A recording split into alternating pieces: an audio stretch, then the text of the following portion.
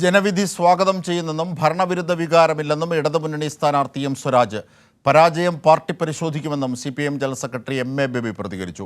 UDFന് ലഭിച്ച വോട്ടുകൾ വർഗീയ ശക്തിയുടെ പിന്തുണയോടെയാണെന്ന് CPM സംസ്ഥാന സെക്രട്ടറി MV ഗോവിന്ദൻ മാസ്റ്ററും പറഞ്ഞു.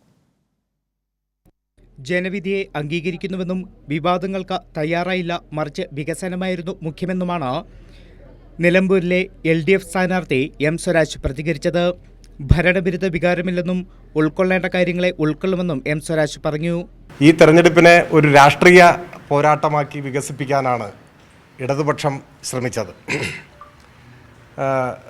ആ നിലയിൽ ഒരു ഉയർന്ന ജനാധിപത്യ സംവാദം എന്ന നിലയിൽ മുൻപോട്ട് പോകാൻ ഞങ്ങൾക്ക് സാധിച്ചു. അതിൽ ഞങ്ങൾക്ക് അഭിമാനമുണ്ട്.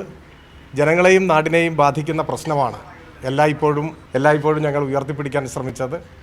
തെരഞ്ഞെടുപ്പ് സൂക്ഷ്മമായി വിശകലനം ചെയ്യുമല്ലോ. ഇപ്പോൾ നമ്മൾ അതിൻ്റെ ഒരു പ്രാഥമിക കാര്യം മാത്രമല്ലേ നോക്കുന്നുള്ളൂ. സൂക്ഷ്മമായി വിശകലനം ചെയ്യും. അതിൽ ഞങ്ങൾ ഉൾക്കൊള്ളേണ്ട കാര്യങ്ങൾ ഞങ്ങൾ തീർച്ചയായും ഉൾക്കൊള്ളും.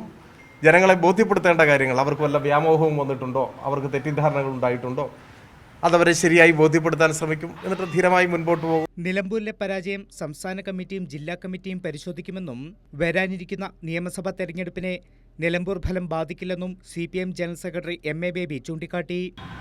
ഈ തെരഞ്ഞെടുപ്പ് ഫലം ഈ രൂപത്തിലായത് എന്നുള്ളതിനെക്കുറിച്ച് പാർട്ടി സംസ്ഥാന കമ്മിറ്റി ജില്ലാ കമ്മിറ്റിയും കൂടുതൽ പരിശോധിക്കുമെന്നാണ് അവരെ ബന്ധപ്പെട്ടപ്പോൾ അറിയാൻ കഴിഞ്ഞത്. തെരഞ്ഞെടുപ്പിലേക്ക് പോകുമ്പോൾ LDFനുണ്ടായിരുന്ന സീറ്റിനെ അപേക്ഷിച്ച് സീറ്റിൻ്റെ എണ്ണം വർദ്ധിപ്പിച്ചുകൊണ്ടാണ്, CPMൻ്റെയും LDFൻ്റെയും സീറ്റിൻ്റെ എണ്ണം വർദ്ധിപ്പിച്ചുകൊണ്ടാണ് രണ്ടാം പിണറായി വിജയൻ ഗവൺമെൻറ് വന്നത്.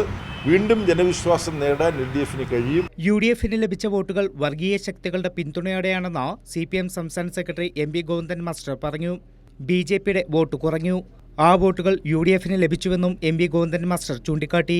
UDFന് ലഭിച്ച വോട്ടുകൾ എവിടെ നിന്നാണ് എന്ന് സൂക്ഷ്മമായിട്ട് പരിശോധിക്കുമ്പോൾ ഞാൻ നേരത്തെ പറഞ്ഞതുപോലെ കഴിഞ്ഞ പ്രാവശ്യത്തേക്കാൾ കുറഞ്ഞ വോട്ടാണ് ഇപ്രാവശ്യം ലഭിച്ചതെങ്കിലും ആ വോട്ടുകൾ തന്നെ ലഭിക്കുന്നത് വർഗീയ ശക്തികളുടെ പിൻബലത്തോടു കൂടിയാണ്. അപ്പോൾ ഒരു ഭാഗത്ത് ഭൂരിപക്ഷ വർഗീയതയെ ഉപയോഗിക്കുക, നേരെ മറുഭാഗത്ത് ന്യൂനപക്ഷ വർഗീയതയെ, അതും ജമാഅത്തെ ഇസ്ലാമി പോലുള്ള സംഘടനയെ പൂർണ്ണമായിട്ടും ഉപയോഗിക്കുക. എല്ലാ വർഗീയ ശക്തികളെയും UDF കൂട്ടിയോജിപ്പിച്ചുവെന്ന് പോളിറ്റ് ബ്യൂറോ അംഗം A വിജയരാഘവൻ പ്രതികരിച്ചു.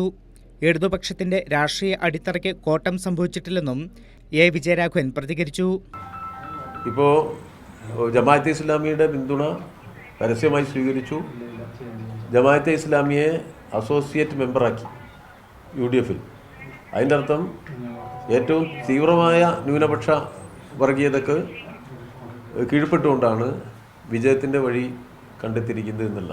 എല്ലാം പരിശോധിക്കുമെന്ന് പറഞ്ഞ LDF കൺവീനർ TP രാമകൃഷ്ണൻ സർക്കാരിനെതിരായ വിധിയല്ലെന്നും ശക്തമായി തിരിച്ചുവരുമെന്നും വ്യക്തമാക്കി. ഞങ്ങൾ ഈ മത്സരത്തെ തികച്ചും രാഷ്ട്രീയമായിട്ടാണ് കണ്ടത്.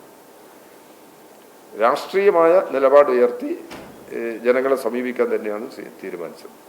അതുകൊണ്ടാണ് CPIM പാർട്ടി സ്ഥാനാർത്ഥിയെ തന്നെ അംഗീകരിച്ച് തെരഞ്ഞെടുപ്പിനെ നേരിടുന്ന നില വന്നത്.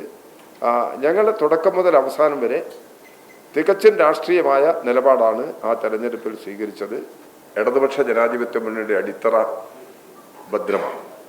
വർഗീയത പല സ്വഭാവത്തിലും ജനങ്ങളുടെ സ്വൈര്യജീവിതത്തിനെതിരായി നിലയുറപ്പിച്ചിട്ടുണ്ട്.